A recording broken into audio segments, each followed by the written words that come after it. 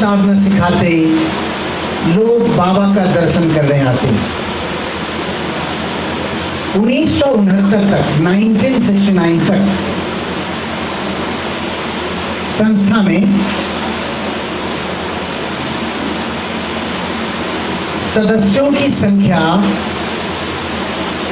बहुत अधिक हो गई, जहां पर व्यक्तिगत रूप से बाबा का मिलना संभव नहीं है, जहां हजारों की संख्या में लोग हैं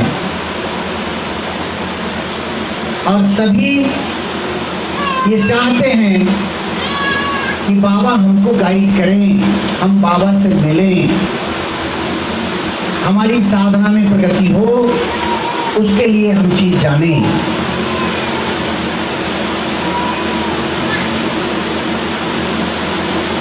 तो हठात 1969 के अगस्त महीने में, in the year 1969, most probably month is August, Baba called all the sannyasi, Margi brothers and sisters, and Baba told that you must organize seminar on different topics. 1969 में बाबा ने मार्गी भाई बहनों को, सन्यासी दादा दीदियों को बुलाया और कहा कि तुम लोग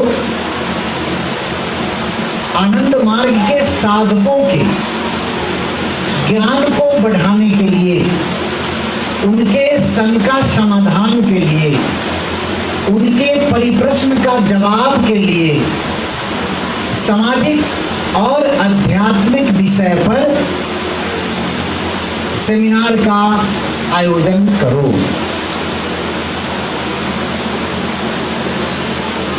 अगर आपसे कोई पूछे सेमिनार कब प्रारंभ हुआ, तो आप क्या बताएंगे? 1969 हिंदी में, गुजराती में क्या कहेंगे? 1969। हाँ, अगस्त महीने में। ये सबको याद रखना चाहिए। 2 महीने, अगस्त, सितंबर, अक्टूबर, नवंबर, दिसंबर, 4 महीने खूब सेमिनार चला। कई सेमिनार में बाबा स्वयं उपस्थित हुए, अर्थात बाबा पहुंच गए। और उन दिनों एक नियम था कि जो सेमिनार में भाग नहीं लेंगे उनको बाबा का दर्शन करने नहीं दिया जाएगा। ट्रांसलेशन कीजिए। એ વખતે એવું નક્કી કરવામાં આવ્યું કે જે ભક્તગણ સેમિનારમાં ઉપસ્થિત નહીં રહે તેમને બાબાના દર્શન કરવા મળશે નહીં।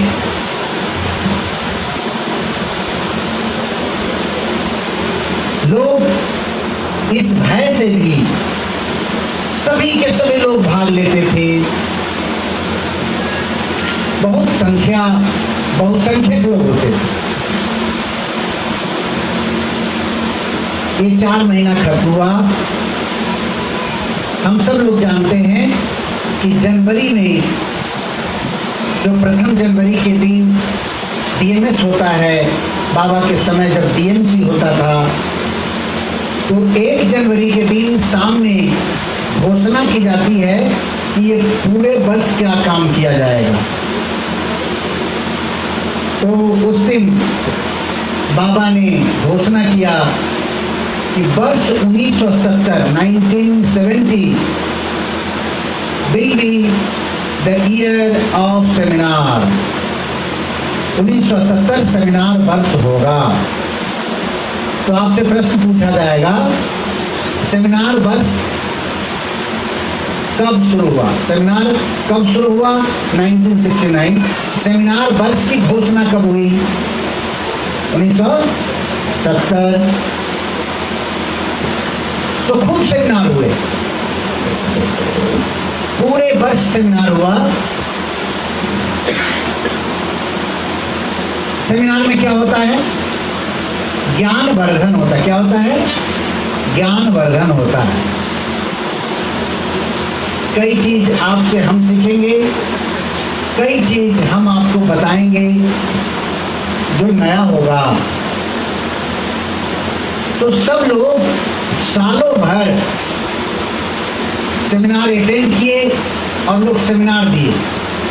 जैसे आज अमृत भाई यहाँ सेमिनार अटेंड कर रहे हैं, लेकिन इसके बाद इनको ड्यूटी दी जाएगी कि अमृत भाई आपको पोरबंदर में जाकर सेमिनार देना है, आपको गांधीधाम में जाकर सेमिनार देना है, आपको अहमदाबाद में जाकर सेमिनार देना है। तो जो लोग सेमिनार अटेंड करते हैं या करते थे, उस सेमिनार में तो ज्ञान अर्जन करते थे, फिर ज्ञान को बांटते थे। क्या करते थे? बांटते थे। तो जो लोग ज्ञान जितना बांटते हैं, उनका ज्ञान उतना बढ़ता है। दुनिया में ज्ञान ही एक ऐसी वस्तु है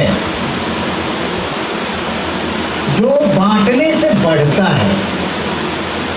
ज्ञान को छोड़कर दुनिया की हर चीजें बांटने से घटती है। हमारे पास 5,000 रुपए है, मैं 2,000 बांट दूंगा तो 3,000 बचेंगे। 3,000 बांट दूंगा, 2,000 बांट दूंगा तो 1,000 बचेंगे। लेकिन ज्ञान आप जितना बांटेंगे वो मल्टीप्लाई होगा, वो बढ़ेगा।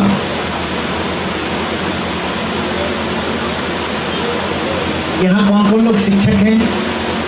टीचर कौन कौन है? हाथ उठाएं। टीचर, कोई टीचर है? पूजा। Hands down.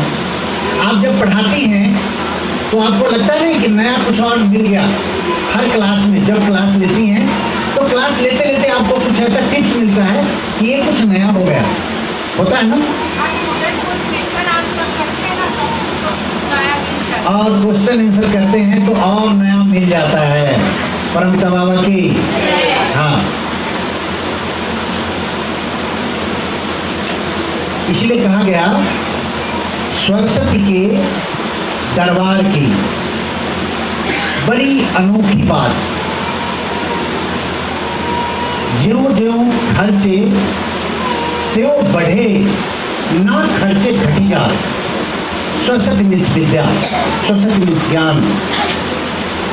सरस्वती के दरबार की बड़ी अनोखी बात, ये जो विद्या की देवी है सरस्वती, इसके दरबार की एक अनोखी बात है। क्या बात है? कि जो खर्चे त्यों त्यों बढ़े, आप जितना ज्ञान बांटेंगे उतना वो बढ़ेगा, ना खर्चे घटी जा। अगर आप खर्च नहीं करेंगे तो आपका ज्ञान घट जाएगा।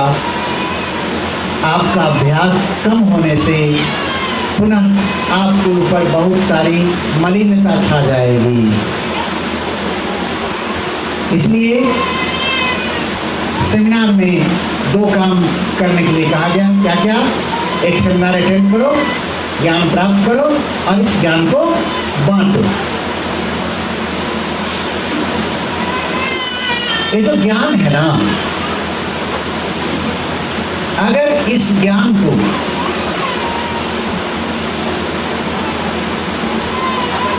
ज्ञान के भाव से ही देखा जाए तो उस ज्ञान के 2 अवगुण हैं। ज्ञान को अगर ज्ञान के भाव से देखा जाए तो उसके 2 अवगुण हैं। गुजराती में बोलिए। જ્ઞાનને જ્ઞાનના પરિપ્રેક્ષમાં જોવામાં આવે તો તેના 2 અવગુણ છે। 2 अवगुण है। क्या क्या? एक है, जो आदमी थोड़ा ज्ञान प्राप्त करेगा उस आदमी का अहंकार बढ़ जाएगा और वो आलसी हो जाएगा। बोलिए। જો જ્ઞાન ઓરું જ પ્રાપ્ત કરવામાં આવે તો તે જ્ઞાન પ્રાપ્ત કરનારનો અહંકાર વધી જાય છે और आलस। અને આળસ વધી જાય છે। हाँ, दो चीज। तो ज्ञान के दो अवगुण है। क्या क्या? पहला अहंकार, दूसरा आलस्य। तो बाबा तो सब देख रहे हैं कि 1 साल से इन लोगों ने खूब ज्ञान बांटा है, तो सबको लगने लगा कि अरे हम क्या कम हैं, जितना वो जानते हैं उतना मैं जानता हूँ, मैं भी वेद जानता हूँ, मैं भी उपनिषद जानता हूँ, मैं भी पुराण जानता हूँ, बाबा का ये लेक्चर कैसा है मैं भी समझता हूँ, आप भी समझते हैं। तो अहंकार बढ़ा और ज्ञानी आलसी हो जाता है। क्या हो जाता है? आलसी हो जाता है। तो बाबा ने इन दो चीजों को दूर करने के लिए वर्ष 1970 को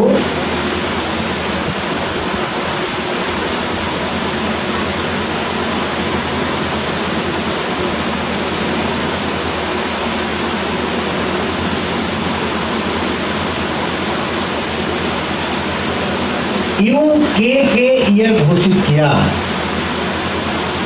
UKK ईयर 1970 क्या है? सेमिनार वर्ष। 1971 क्या है? UKK year. U for utilization, K for कथा, K फॉर कीर्तन। तो जो 1971 वर्ष था, उस समय जो भी सेमिनार होता था उसमें यूटिलाइजेशन क्या है उसको टारगेट किया जाता था। तो जो पुराने जमाने के लोग हैं वो जानते होंगे कि भाई कीर्तन, तो यूटिलाइजेशन में क्या होता था? सुबह उठे, आप नगर कीर्तन में प्रभात फेरी में निकल गए, वहां से आए, CSS होता था पहले, कलेक्टिव सोशल सर्विस। हम लोग आसपास के गली मोहल्लों की सफाई करते थे, नाली की सफाई किया, रास्ते में कचरा पड़ा उसको सफाई किया, प्लास्टिक को चुन दिया, झाड़ू लगा दिया, पूरा क्लीन कर दिया। और यूटिलाइजेशन क्या होता था? जगह जगह पर नुक्कड़ सभाएं की जाती थी। सेमिनार है यहाँ शाम में, वहाँ पर नुक्कड़ सभा कर दिया, वहाँ पर प्रवचन दिया, कीर्तन की महिमा के विषय में बताया, थोड़ा कौशिक कर दिया, थोड़ा तांडव कर दिया। तो यूटिलाइजेशन पे जोर दिया गया। और कथा कीर्तन, शाम में सभी लोग एक गोला बनाकर बैठते थे और जिनको जो अनुभव है बाबा के विषय में उस अनुभव को बोलते थे। फिर कीर्तन होता था, फिर कथा होता था, फिर कीर्तन होता था। तो जब यूटिलाइजेशन होगा तो आलस रहेगा क्या? टाइम नहीं मिलेगा। और जब कथा कीर्तन होगा, बाबा के विषय में कही जाएगी बातें, तो किसी का अहंकार बढ़ेगा? नहीं बढ़ेगा। तो अहंकार को दूर करने के लिए और आलस्य को भगाने के लिए बाबा ने क्या प्रोग्राम दिया? UKK year. उस समय जो सेमिनार होता था, उस सेमिनार का जो डिपार्टमेंट था, उस डिपार्टमेंट का नाम था FSSD। Seminar FSD, seminar first second department.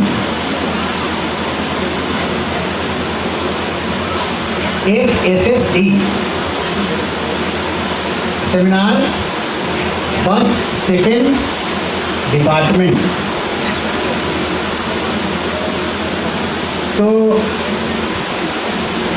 उसके बाद 1971 में 29 दिसंबर को बाबा को जेल में डाल दिया गया। बाबा गिरफ्तार हुए, 31 तारीख को जेल में डाल दिया। तो 1972 inspection seminar movement utilization board,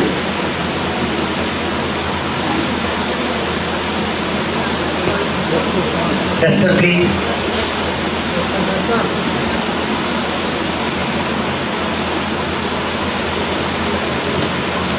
तो बाबा ने स्पोर्ट डिपार्टमेंट के अंदर सेमिनार को डाल दिया।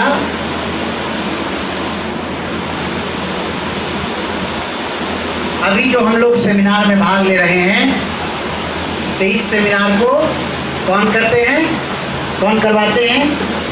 Sport department. Sport department, sport department ने ही हमको यहाँ भेजा है कि आप वहाँ जाकर सेमिनार लीजिए। तो जब 1978 में बाबा जेल से बाहर आ गए, तब से 1990 तक सेमिनार डिपार्टमेंट वाइज होता था। ट्रेड का सेमिनार और एएमपीएस का सेमिनार डिपार्टमेंट वाइज पहले सेमिनार होता था। पहले T S PU, T for STM, STM सेवाधर्म मिशन,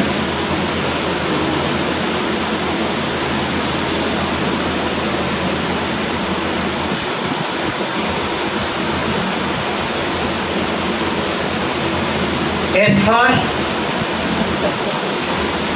बीएसएस, जिसका नाम बदल गया, पहले बीएसएस था, वॉलंटियर सोशल सर्विस, इसका नाम अब हो गया एएसटी,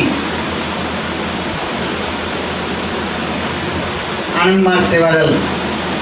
पीयू प्राउड यूनिवर्सल,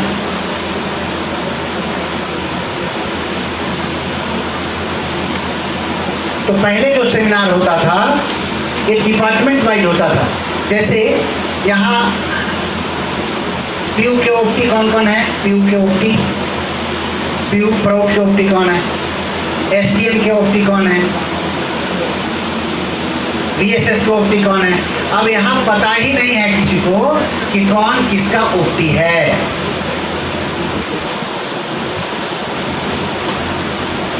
जैसे मान लीजिए अमृत भाई, तो अमृत भाई पुलिस डिपार्टमेंट में काम करते रहे, तो ऑर्गेनाइजेशन इनको किस डिपार्टमेंट में डालेगा?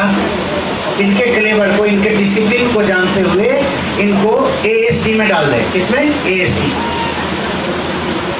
संस्था को कैसे सुरक्षा प्रदान करना है, संस्था में आए हुए लोगों को कैसे अनुशासित रखना है, संस्था के अनुशासन को कैसे इंप्लीमेंट करना है, उसी प्रकार से वो दीदी का क्या नाम है, टीचर दीदी का? पूजा दीदी। तो जैसे पूजा दीदी शिक्षिका है, तो इनको WWD क्या करेगा? इनको इन्वॉल्व में डालो। Education relief and welfare section में इनको डालेंगे। इनका अनुभव क्या है? एजुकेशन के क्षेत्र का है। तो ये एजुकेशन में आनंद मार्ग के एजुकेशन सिस्टम को कैसे आगे बढ़ाएंगे, आनंद मार्ग के एजुकेशन सिस्टम को अपने एरिया में कैसे इम्प्लीमेंट करेंगे, तो आप ज़्यादा बेहतर कर सकते हैं। अगर मान लीजिए वो काम किसी ऐसे व्यक्ति को सौंप दिया जाए जो एजुकेशन के क्षेत्र में नहीं है, तो फिर उनको सीखना पड़ेगा, करना पड़ेगा, या किसी से करवाना पड़ेगा। लेकिन जो डायरेक्ट उस क्षेत्र का अनुभव रखता है, उनको जब वो काम दिया जाएगा, तो वो अपना जो जीवन का अनुभव है, दैनिक अनुभव है, रोज का अनुभव है, उस अनुभव से उस कार्य को आगे बढ़ाएंगे। तो यहाँ पर हमें लगता है कि एक दिन तो इसी बात का क्लास होगा कि कौन किस डिपार्टमेंट का ओपी है, क्योंकि अभी किसी को पता ही नहीं है। तो अब एक भी आदमी नहीं बोल रहे हैं हमारा कौन सा डिपार्टमेंट। भाई यहाँ आए हम लोग तो दादा बाबा डिपार्टमेंट के हैं, आए, कीर्तन किए, साधना किए, बाबा का स्वाध्याय किए, और फिर मिलजुल कर स्वादिष्ट भोजन बनाए, खाए, जयकार किए, चल दिए। ऐसा है। तो ऐसे काम नहीं चलेगा। सबको एक एक डिपार्टमेंट का ओपी बनना पड़ेगा। किसी को सेवा धर्म मिशन का, किसी को पीयू का, किसी को एएसडी का, जो जितने भी दीदियाँ हैं उनको WWD डिपार्टमेंट में जो भी ट्रेड है उस ट्रेड के अनुसार, कोई जीविका, कोई दीपिका, कोई सेवा दल का, कोई PMSA का, हाँ, तो ऐसे सबको पढ़ना पड़ेगा। और आप लोगों के साथ दीदी बैठेंगी, सब लोग जान लेंगे कि आप किस डिपार्टमेंट के ओटी हुए। आपको एक दायित्व दिया जाएगा पार्टिकुलर, तो आप उसको याद रखेंगे कि हमको अब जीबी का ड्यूटी दे दिया गया। जीबी मीन्स गार्ड वॉलंटियर्स, हमको जीपी का दे दिया गया। तो आप उसके विषय अब वो याद रखेंगे। आपसे जैसे पूछा जाएगा आपका ट्रेड क्या है, जीपी, आपका ट्रेड क्या है, जीबी, आपका ट्रेड क्या है, तो आप फटाक से खड़े होकर बोल दें। अमृत भाई आपका क्या है, ASD। किशोर भाई आपका क्या है, SDM। आनंद भाई आपका क्या है, फटाक से बोलेंगे इरोज। पूजा दीदी का क्या है, इरोज। तो ऐसे सब लोग जान लेंगे। हाँ, परमिता बाबा की सेमिनार में ड्यूटी लेना सबको आवश्यक है। सबको ड्यूटी लेना पड़ेगा। बिना ड्यूटी के सब ड्यूटी लीजिए और सभी ड्यूटीफुल हो जाएंगे। ड्यूटी लीजिए, ड्यूटी पे जो होंगे ड्यूटीफुल वो हो जाएंगे ब्यूटीफुल। हाँ, अब देखिए कल 2 दीदियाँ आई थी। हम DS दादा को कह रहे थे, भाई अभी तो 7 बज गया, खाना रात में नहीं खिलाएगा? नहीं खिलाएंगे दादा, सब बनाएंगे। अरे कैसे बनाओगे भाई? 2 दीदी आई और पूरा सब्जी काट दिया, सब्जी बना दी और भोजन बना दिया। अब एकदम 9 बजे सब लोगों को भोजन मिल गया। अब जो लोग नहीं खा रहे हैं उनको भी जबरदस्ती खाइए, हमको बर्तन साफ करके जाना है। अभी जल्दी निपटाओ भाई, आप लोग देर मत करना। क्योंकि अब देखिए ये ड्यूटी, तो आदमी जब ड्यूटीफुल है तो वो ब्यूटीफुल है। और बाहर से मान लीजिए आपका खूब सौंदर्य है, सुंदर सा मुखरा है, बहुत अच्छा डेकोरेशन है, लेकिन अगर आप ब्यूटीफुल नहीं है तो आप ब्यूटीफुल नहीं है। इसलिए जो ब्यूटीफुल वह ब्यूटीफुल। परमता बाबा की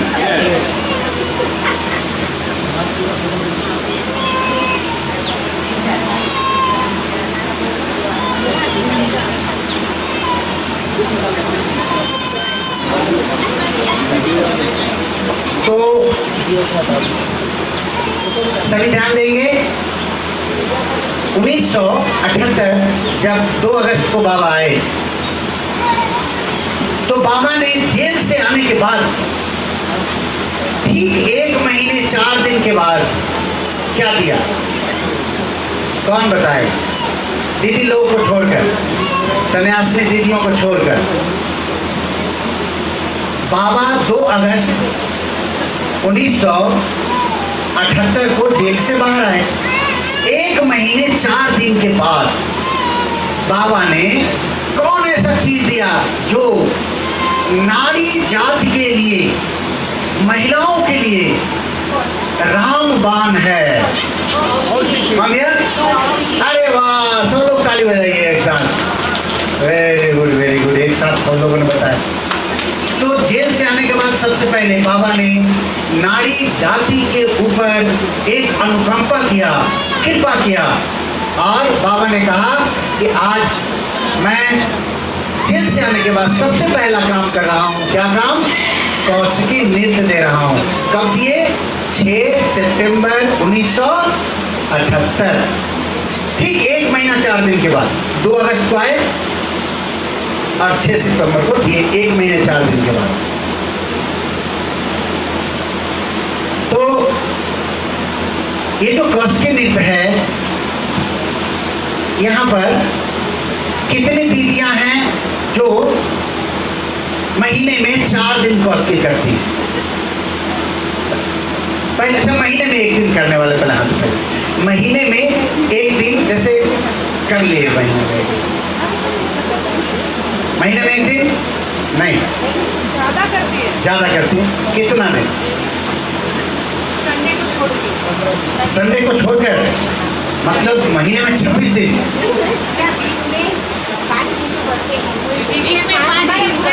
समझ गया। मतलब वीक में 5 दिन करते हैं तो अच्छी बात है, तो वीक का 2 दिन क्यों नहीं करते हैं? उस 2 दिन खाना नहीं खाते हैं, उस 2 दिन स्नान नहीं करते हैं, उस 2 दिन परिवार में सब लोग उपवास पे रहते हैं, उस 2 दिन सब लोग सोते हैं नहीं, उस 2 दिन में लोग ज्यादा अच्छा खाते हैं। वीक में 2 दिन, जिस दिन कॉस्की नहीं की जाती है उस दिन ज्यादा अच्छा खाते हैं, बाहर खाने जाते हैं, बाल बच्चों के साथ जाते हैं और पूरा मौज मस्ती करते हैं, थक कर आते हैं, देर रात सोते हैं, सुबह देर से जागते हैं। हम कुछ ज्यादा तो नहीं बोल दिए? बराबर बोले? तो बराबर बोले। इस 2 दिन में कॉस्की ज्यादा होना चाहिए। बोलिए क्यों? जब आपका कंजम्पशन ज्यादा है, ज्यादा ले रहे हैं ना, ऊपर से ज्यादा दे रहे हैं, पूरा इनकम ज्यादा हो रहा है, अच्छा खा रहे हैं, तो ज्यादा प्रोटीन जा रहा है, ज्यादा विटामिन जा रहा है, ज्यादा मिनरल्स जा रहा है, और कंजम्पशन नहीं हो रहा है, खा के सो जा रहे हैं, तो फिर 2 दिन में तबीयत थोड़ा खराब होता है। हाँ, इसलिए उस 2 दिन में कॉस्की और ज्यादा करने का प्रयत्न करो।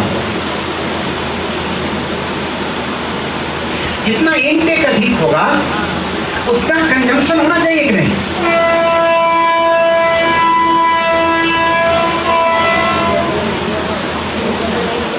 हम अभी उदयपुर आए थे, तो उदयपुर में एक मार्गी दादा ने मेरे इस पेट पे ऐसे हाथ रख के कहा, दादा आपका इनटेक ज्यादा हो रहा है।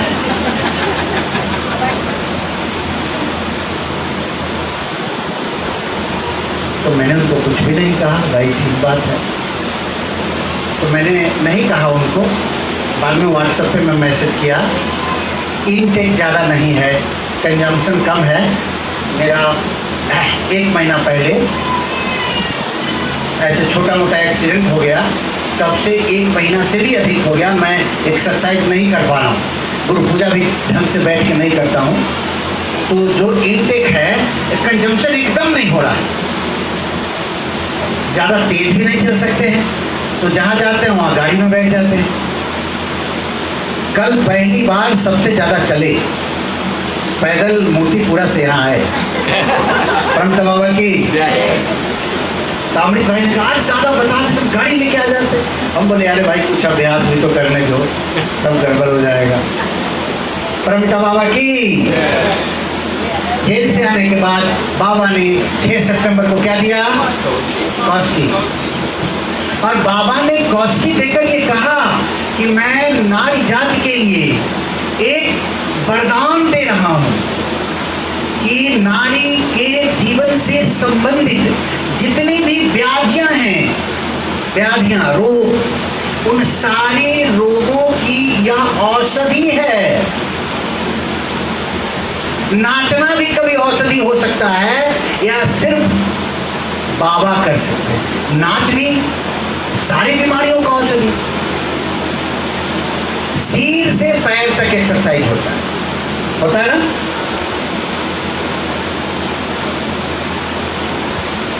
तो आप लोगों से विनम्र निवेदन है, विशेषकर महिलाओं से, कि आप कॉस्की नियमित करें। और जो पुरुष लोग हैं, इधर बालक, ये बालक आगे बढ़ो। What's your good name please? ध्यान। खड़े होइए, यहाँ आइए।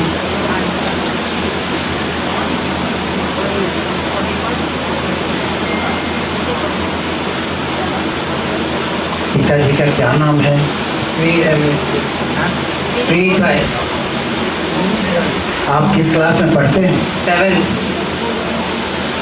क्या मम्मी पापा कौसी करते हैं? बाबा ने इतनी चीजें दी है। इस सेमिनार में बहुत सारी चीजों को रिवाइज करें।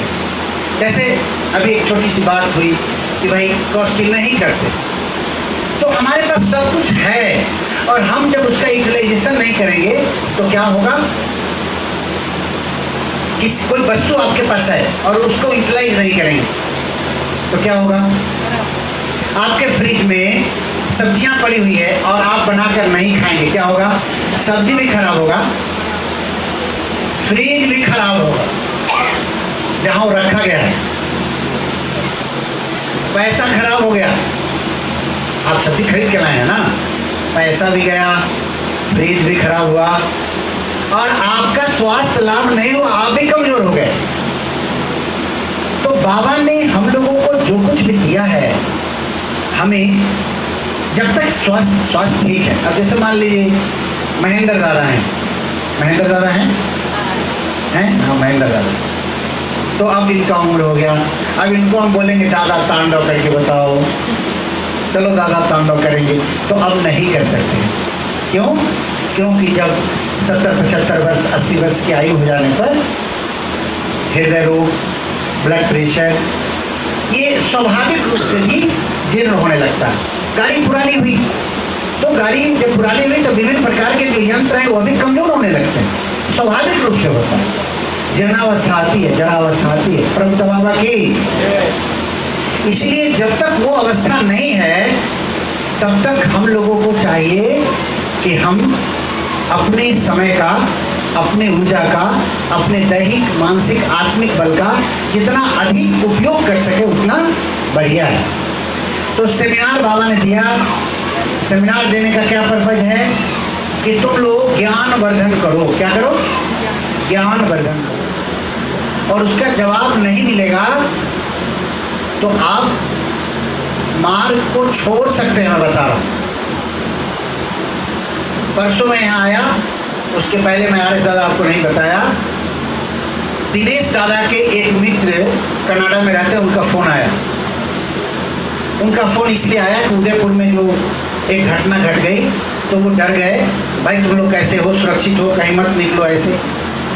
तो उन्होंने कहा कि अरे हम तो कहीं नहीं निकल रहे हैं और हम लोग सुरक्षित हैं। और सबसे खुशी की बात है कि अभी उधर 144 धारा लागू है, हमारे पास एक सन्यासी दादा भी है। बोला नहीं सन्यासी? कौन सन्यासी? तो बोले आनंद मार्ग का सन्यासी। अरे दिनेश पहले इनको घर से बाहर निकालो। हाँ, एक लाइन उन्होंने कहा, दिनेश पहले इनको घर से बाहर निकालो। तो दिनेश जी ने कहा कि क्या हुआ? बोला नहीं जानते हो तो उनको फोन दो। तो मैं वही था, उन्होंने हमको फोन दिया। तो उन्होंने सिर्फ एक लफ्ज में कहा, don't leave any belongings in my friend house, you immediate you Venkat the place, please leave it.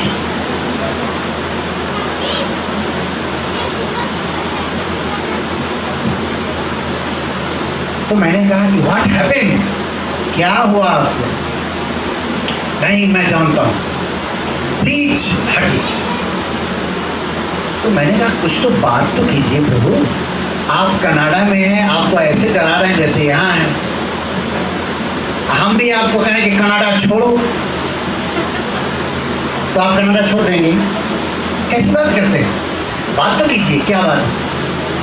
तो हम लोग टेलीफोन पर 45 मिनट बातचीत की और 45 मिनट के बाद उन्होंने कहा कि Swami ji pardon me, pardon me, pardon मी।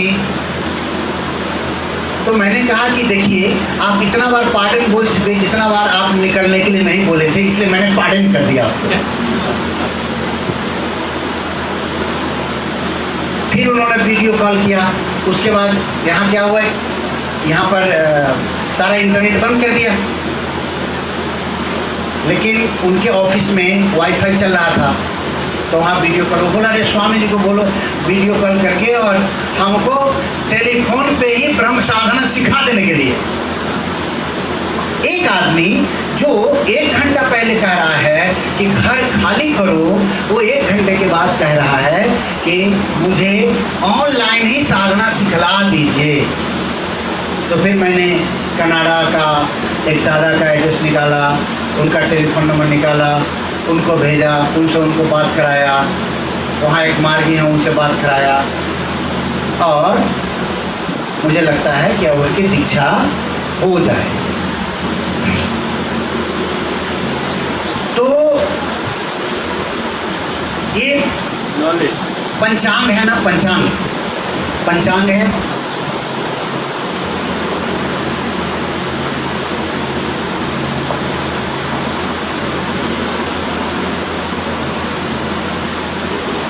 हम लोग जो बातचीत करते हैं आपस में, इसका भी 5 अंग है। इस 5 अंग को अगर हम लोग नहीं समझेंगे तो डिस्प्यूट होता है। अगर एक भी अंग छूट गया तो डिस्प्यूट हो जाएगा। जैसे मान लीजिए आप कोई बात कहें और आप मेरा सुने ही नहीं। कई बार ऐसा होता है ना, मैंने आपको कहा मुझे और कुछ नहीं करना, नहीं नहीं नहीं, अरे भैया तो थोड़ा बता दो। पहली है प्रतिज्ञा,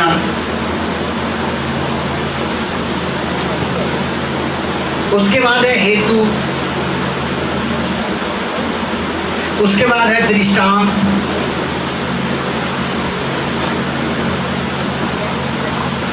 उसके बाद है उपनय, उसके बाद है निगमन। ये बातचीत के दौरान ये 5 चीजें, प्रतिज्ञा, हेतु, दृष्टांत, उपनय और निगमन, ये 5 चीज नहीं होगा तो आपको सारी बातें समझ में नहीं आएगी। एक उदाहरण समझ, जैसे प्रतिज्ञा। पहाड़ पे आग है, पहाड़ पे आग है, पहाड़ पे आग नहीं, पहाड़ पे आग नहीं, तो हेतु हम कहेंगे, हेतु। अरे देखो धुआं है, बोले धुआं, हाँ धुआं है। दृष्टांत, जहां जहां धुआं है वहां वहां आग है कि नहीं? तो वहां भी धुआं है, आग है कि नहीं है? तो दृष्टांत भी देना होगा। उपनय, उसके करीब की चीज बतानी पड़ेगी। अब मुझे सांस लेने में तकलीफ हो रही है, आग है, धुआं है, उस धुआं के कारण सांस लेने में तकलीफ है। अब ये अनुभव भी बताना है, उपनय। निगमन,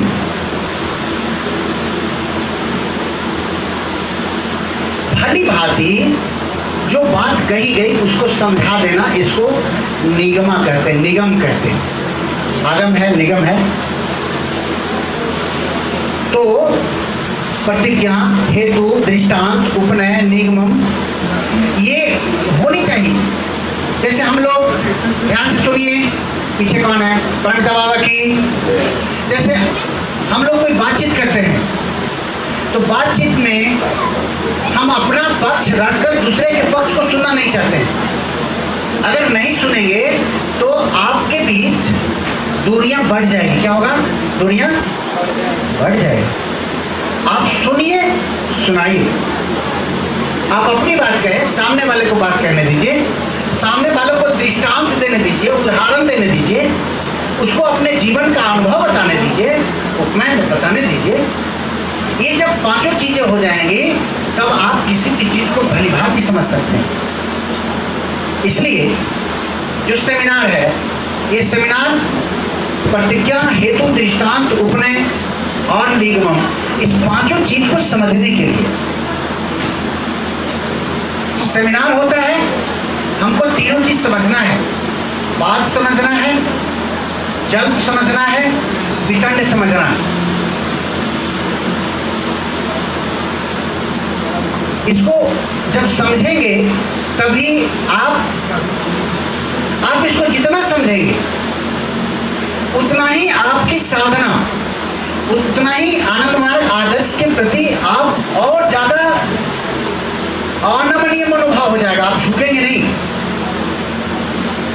वाद। वाद क्या है? परमपिता बाबा की वाद क्या है?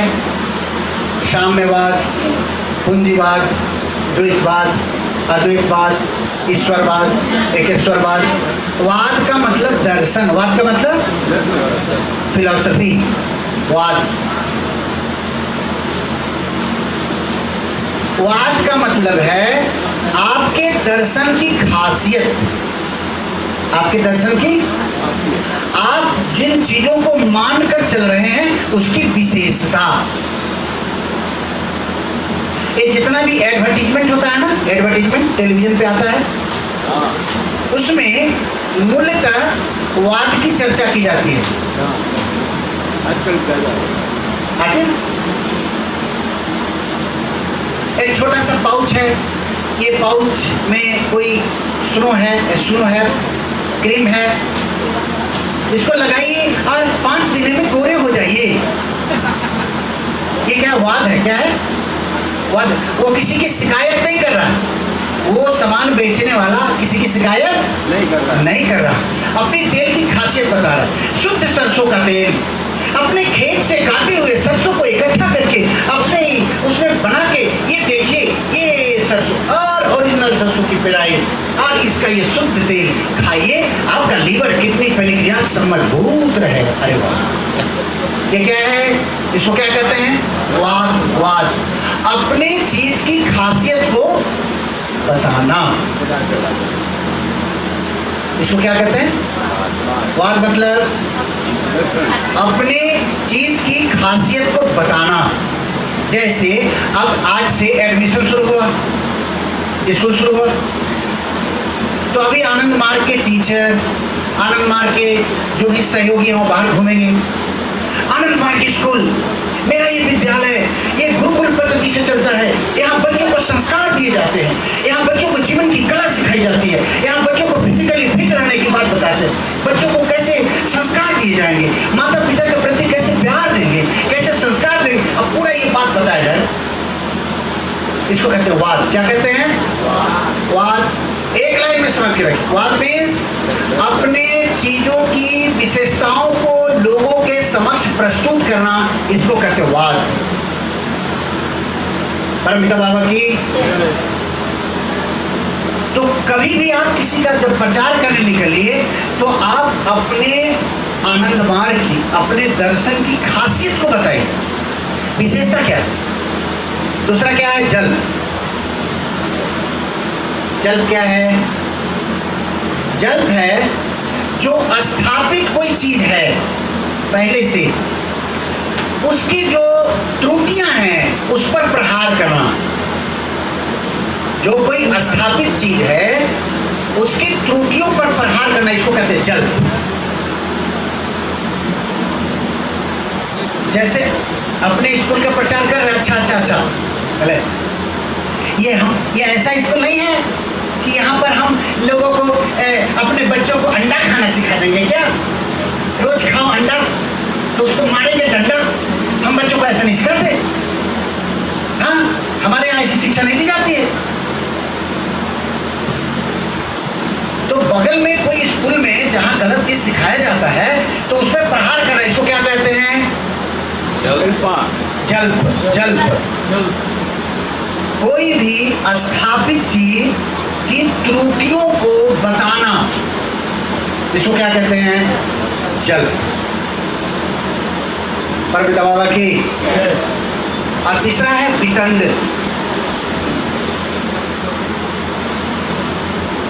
जब आप किसी को बताए, जब आपने किसी को बताया कि नहीं यहाँ गलत होता है, मांस नहीं खाना चाहिए, तो जो आदमी मांस खाता है वो आपके पास एक और तर्क लेके आएगा। क्या बात करते? शेर को देखिए मांस खाता है, कैसा है? राजा बना हुआ है। हाथी घास खाता है, इतना बड़ा जानवर है, राजा है क्या? जंगल का राजा कौन है? कौन है जंगल का राजा? आप लोगों को शाकाहारी बना रहे हैं, आप लोगों को गुलाम बनाना चाहते हैं। अरे मांस खिलाइए, राजा बनाइए। कौन दे रहा है तर्क? जो मांस खा रहा है। वो एक तर्क दिया ना भाई, अब इस तर्क को काट देना, उसको मूक बना देना, उसको गूंगा बना देना। बोला हाँ हाँ, तुम भी राजा बन जाओ, तुम भी वैसा ही राजा बन जाओ जिसके डर से सारे पशु पक्षी सब भाग जाते हैं, सारे जानवर भाग जाते हैं। तुम भी वैसा ही बन जाओ। अब तुम्हारे घर से तुम्हारे बेटे बेटी भाग जाएंगे, तुम्हारी पत्नियां भाग जाएंगी, तुम्हारे पड़ोसी भाग जाएंगे। अरे गजब कर दिया। क्या करा दिया? उसको मौन करा दिया, उसको चुप करा दिया। उसको क्या कहते हैं? वितंड। तो जब आप दर्शन के प्रचार के लिए जा रहे हैं तो आपको वाद, जल्प और वितंड, ये 3 अस्त्र है शास्त्र का। शास्त्र का 3 अस्त्र है।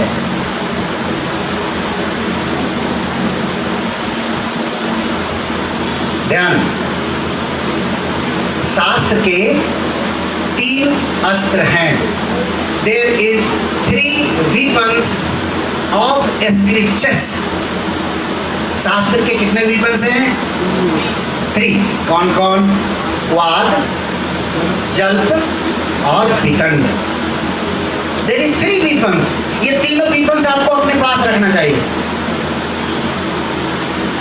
मेरा आनंद मार्ग दुनिया का श्रेष्ठ संस्था है। इसके लिए एकदम जितना भी वाद है सब इकट्ठा करके रखिए। एक एक चीज एकदम कन्विंस होकर रहिए। वाह वाह, मेरे आनंद मार्ग की ऐसी विशेषता है, मेरे यहाँ ऐसे लोग होते हैं, मेरे यहाँ खाने की ऐसी व्यवस्था है, मेरे यहाँ आसन करने की ऐसी व्यवस्था है, मेरे यहाँ सांस लेने की प्रक्रिया सिखाई जाती है, मेरे यहाँ गीत गाना सिखाया जाता है। अच्छा अच्छा जितना भी चीज, वाह। जल्प रूप से वाद समझेंगे कि हमारी क्या खासियत है, हमारी क्या विशेषता है। क्योंकि जब आप जल्प का प्रयोग करने जाएंगे, ध्यान दीजिएगा, जब आप जल्प का प्रयोग सामूहिक स्तर पे करने जाएंगे तो आप पे केस मुकदमे हो सकते हैं। पंडित बाबा की अभी किसी बीजेपी के प्रवक्ता ने, गुरुकुल शर्मा ने कुछ कह दिया एक समुदाय के विषय में, एक संप्रदाय के विषय में, जबकि वह सत्य भी हो सकता है, लेकिन आपका भारतीय संविधान इस बात का गवाही नहीं देता, आपको इतना छूट नहीं देता कि आप ये बात किसी को कह सके। किसी के विश्वास पर, किसी के श्रद्धा पर आघात करने का अधिकार भारतीय संविधान नहीं देता है। परंतु बाबा की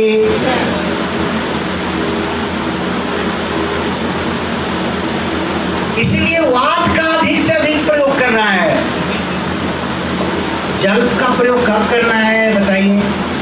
जब कोई करीब आ गया, 2 साल 5 साल से आपके साथ है, एकदम साथ रह रहा है, साधना कर रहा है, उसके बाद भी कोई डॉगमा का चीज नहीं छोड़ रहा है, तब उसको बोलिए ये क्या है बाबूजी।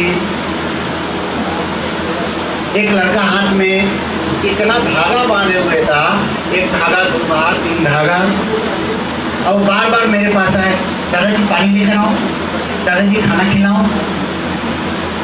मैं देखा ये इतना प्यार कर रहा है तो हमको भी इसको प्यार करना पड़ेगा। तो मैंने कहा कि बेटा पहले हाथ पाँव धो के इधर आओ, बैठो। तो वो जब अंदर गया तो मैं भी अपने पाँव में बहुत सारा धागा लपेट लिया। वो जैसे आया तो मैं उसके सामने पाँव खड़ा कर दिया। तो मैं, दादाजी पाँव में क्या बांधे हैं? मैं बोला जो तुम हाथ में बांधे हो हम पाँव में बांधे।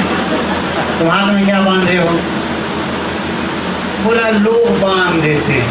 बेटा ये धागा की सफाई तुम नहीं कर रहे हो, तुम नहाते हो, कितने दिनों से बांधा हो? धागा इतने दिनों से पड़ा हुआ है यहाँ पर, तो बहुत सारी गंदगी इकट्ठी हो, यहाँ का जो रोमकूप है वो बंद हो जाएगा, तुमको स्किन डिजीज हो जाएगा, जिसको तुम शुभ मान के बांध बैठे हो, यह तुम्हारे लिए क्लेश का कारण होगा। धागा बांधने से ही अगर सब कुछ हो गया होता तो दुनिया में जो फैक्ट्री में जहाँ धागा बन रही है ना वहीं सब कुछ हो गया होता। परमता बाबा की। तो बोला कि क्या कहना है आपका? बोला काट दो। बोला काट दीजिए। तो मैंने कैटिस उसका काट दिया। उसके बाद मैंने बोला कि अरे साधना वाला करते हो? बोले नहीं साधना नहीं करता हूँ। बोला तुम लोग बैठो, साधना सिखाते थे भरत को।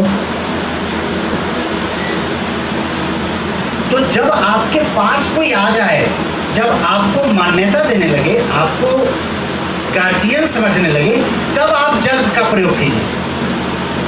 भाई आपकी बात समझने लगा, अब आपकी कदर कर रहा है, अब उसके पास ये विश्वास हो गया कि आनंद जी मेरे साथ अच्छा ही करेंगे, कोई बुरा नहीं करेंगे, तब जल का प्रयोग करना है।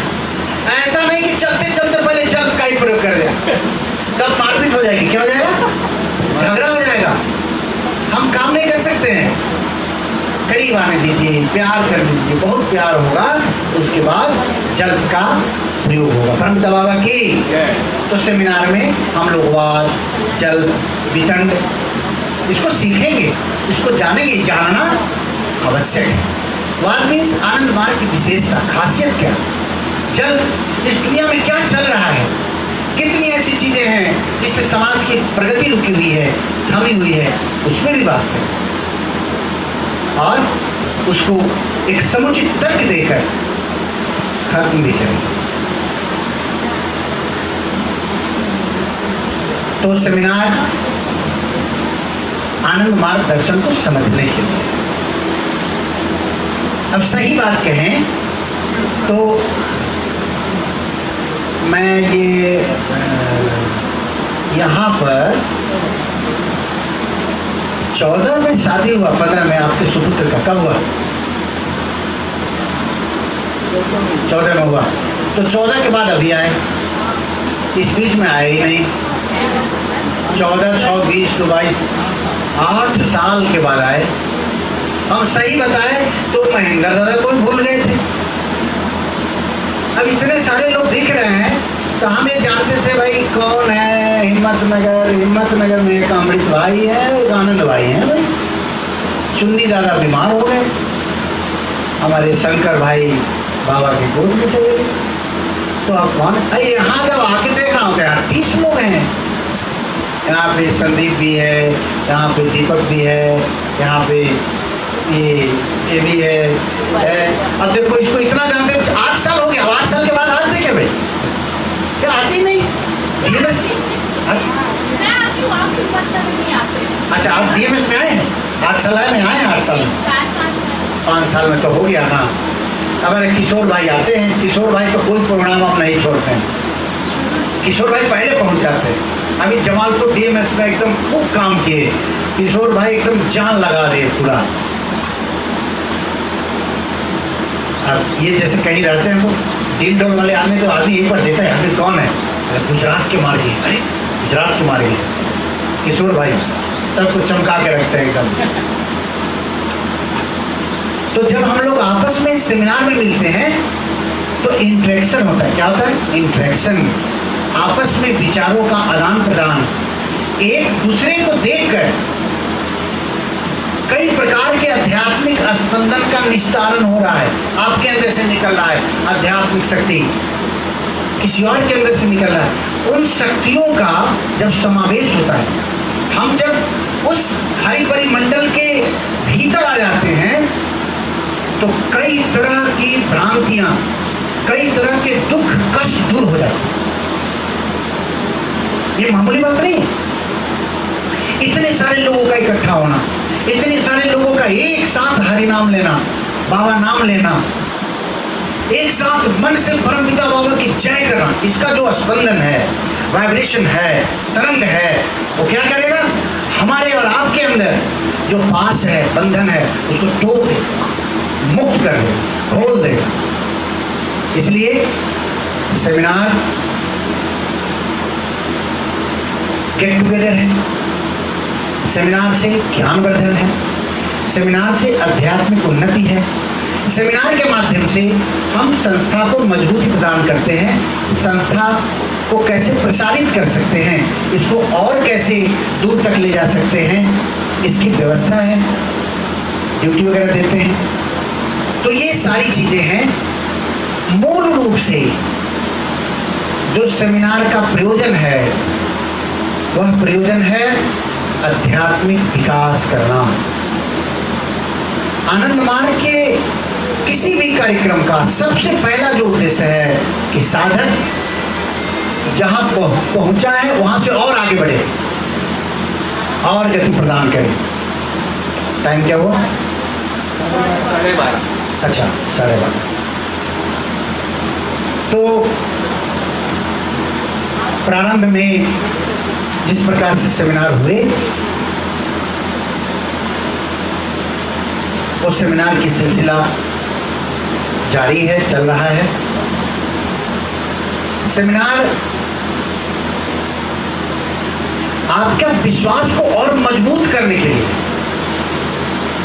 आज तक जितना विश्वास था मार्ग के विषय में, इस सेमिनार के बाद और विश्वास बढ़ा। अरे वाह, ऐसा भी है क्या?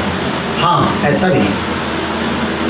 मान लीजिए कोरोना काल है, एक छोटी सी खबर सुना दी जाए कि इस कोरोना काल में आनंद मार्ग प्रचारक संघ ने अमेरिका में 129 एकड़ जमीन का एक प्लॉट खरीदा। कितना एकड़ का? कितना एकड़? 129 एकर्स ऑफ लैंड। बाबा जन्मदिन जो इस बार हुआ है,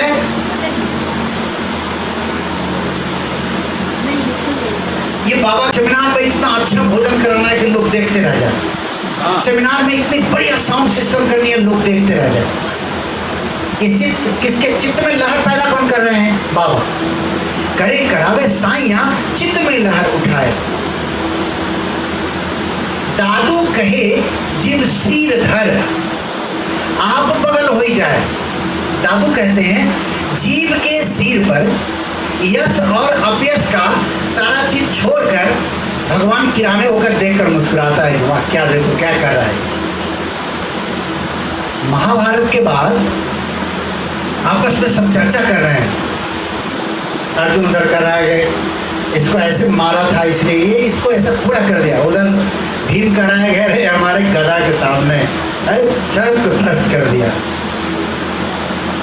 कृष्ण भी साथ चल रहा, कृष्ण मुस्कुरा रहे हैं।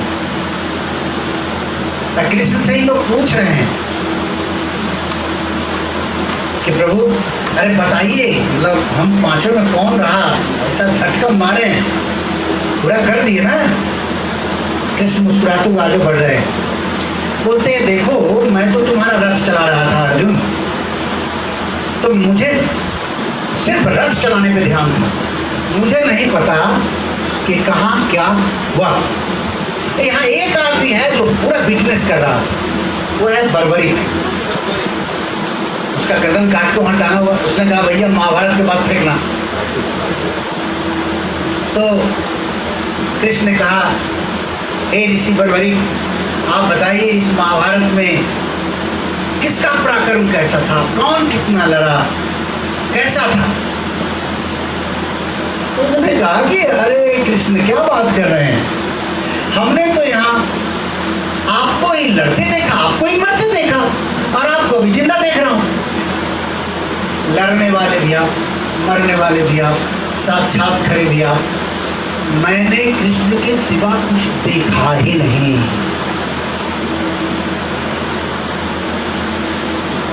सत्यता क्या है? ये जो प्रेरक सत्ता है, ये जो प्रेरक सत्ता हमारे अंदर प्रेरणा दिया, देख के वो जो किनारे होता है ना, तब आदमी सोचता है मैंने की। लेकिन वो प्रेरक सत्ता अगर बनी हुई है तो आदमी कहता है नहीं, सारा कुछ उनका है भैया, अपना कुछ नहीं।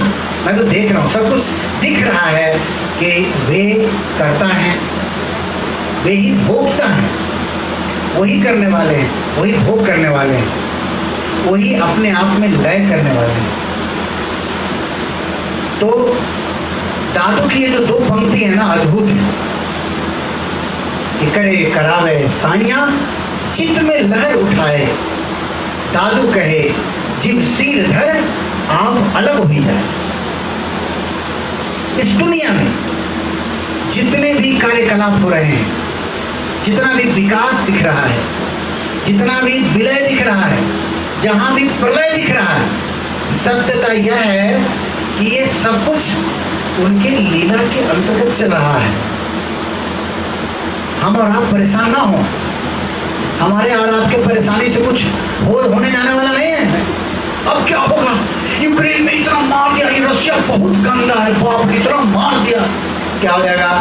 आपके माथा पटकने से, आपको स्ट्रेस में जाने से, आपके बीपी बढ़ जाने से क्या हो जाएगा?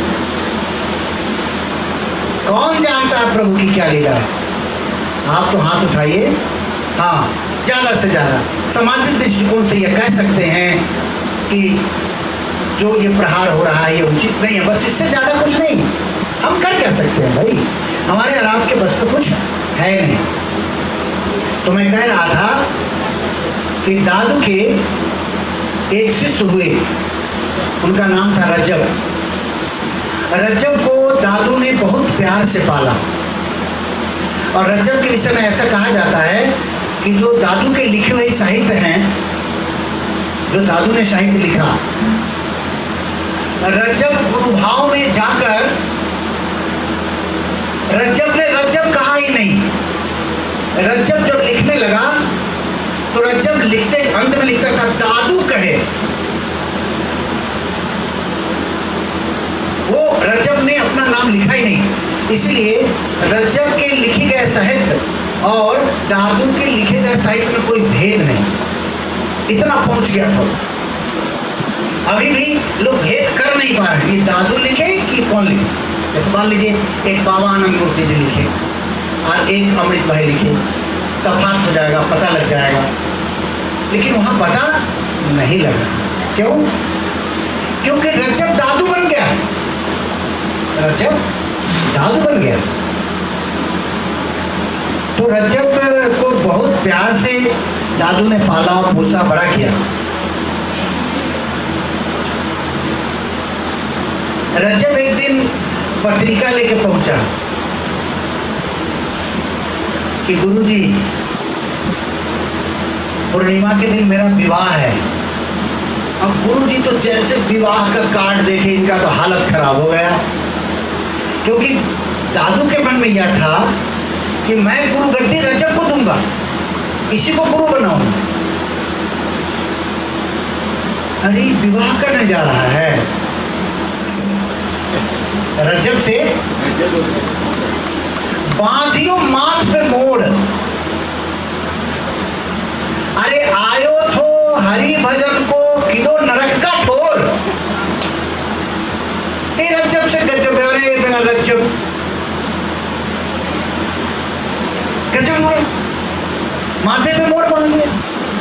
अरे तुम तो आया था हरि भजन करने के लिए, उधर कहां जा रहा है भाई? तो रज्जब ने घोड़े पे सवार था, बोला एक बार और दोहराना गुरुदेव। क्या बोले? बोला रज्जब से गजब भयो, बांधियो माथ पे मोड़, आयो थो हरि भजन को किलो नरक काठो। रज्जब घोड़ा दौड़ाना जानता था, उसने घोड़े को मारा एक, घोड़ा दौड़ पड़ा। लोग, जिसका घोड़ा था, घोड़ा किराए का आता है ना, जिसका घोड़ा तो हा हा हा तब तक तो लंपट। रज्जब ने खींचा, ऐसे लगा, मारा, उड़ गया, हा हा हा हा, रज्जब भाग गया। लोग पीछे दौड़ते रहे, जंगल में चला गया, घोड़ा छोड़ दिया। रज्जब को लोग ढूंढ नहीं पाए। 2 साल के बाद रज्जब को दादू की एक चिट्ठी, वो साधना जहां कर उनको पता है, तो उन्होंने एक चिट्ठी लिखी। उस चिट्ठी में लिखा, दुख की बात है तुम्हारी माताजी नहीं रही। तो रज्जब ने कोई जवाब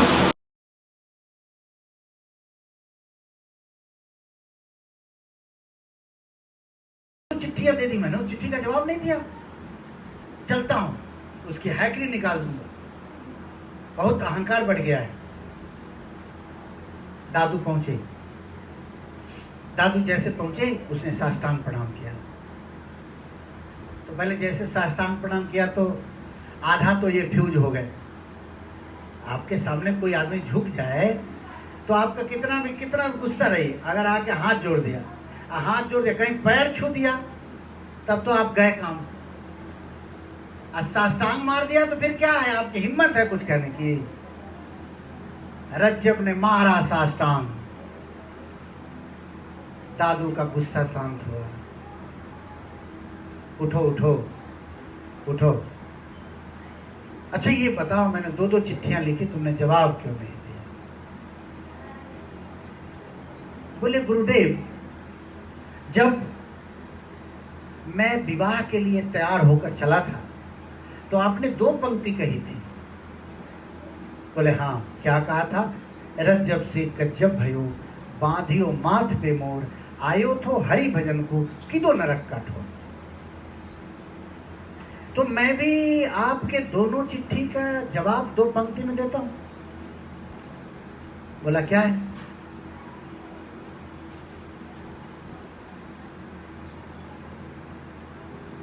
तो उन्होंने कहा कि जो गयो वो आवन को नहीं, जो गयो, मम्मी चली गई ना, माता श्री गई, जो गयो वो आवन को नहीं, और पुत्र रत्न की प्राप्ति हुई है। जो रही हो, जो आई हो, वो जावनहार, वो भी तो जाने वाला है। रज्जब रोवे काहे को, हंसू सु करूं विचार। रज्जब क्यों रोए? रज्जब रोवे काहे को, हंसू सु करूं विचार। क्यों हंसू? ओ पुत्र रत्न की प्राप्ति, हंसू इसलिए? नहीं नहीं नहीं नहीं, जो गयो वो आवन को नहीं, जो रही हो वो जावनहार। जैसे ये 2 पंक्ति कही गई, दादू ने अपना पगड़ी उठार के उसके सिर पे डाल दिया। बोला आज से गुरुगद्दी तुम्हारे नाम। यह एक अनुभूति है, यह वैराग्य की प्रकाष्ठा है कि व्यक्ति न रो रहा है न हंस रहा है, क्योंकि वो जानता है कि जो गया वो आने वाला नहीं है, जो आया है वो जाने वाला है। इस बात की पूरी पूरी अनुभूति करता है। वैराग्य की यह प्रकाष्ठा है, यह एक अवस्था है। इस अवस्था में जाकर साधक अपने इष्ट को अनुभूति कर ही लेगा, इसको कोई रोक नहीं सकता। इसलिए दादू ने रज्जब को गुरुगद्दी दे दी। आज भी दादू दयाल पंथ कई जगहों पे आश्रम है, अब तो उतना नहीं है, लेकिन अभी भी उनका दर्शन, उनकी फिलॉसफी जीवित है। वहाँ के साधक भी ईश्वर को बहुत प्रेम करते हैं, बहुत दुलार करते हैं, स्नेह करते हैं। तो साधक के जीवन में गुरु के प्रति प्रेम जग जाए, गुरु के प्रति वो निष्ठावान हो जाए, गुरु के बिना अब उसको और कुछ दिखे नहीं, ये अवस्था जब आए तब गुरु उसको अपने हाथों में उठा के रखे।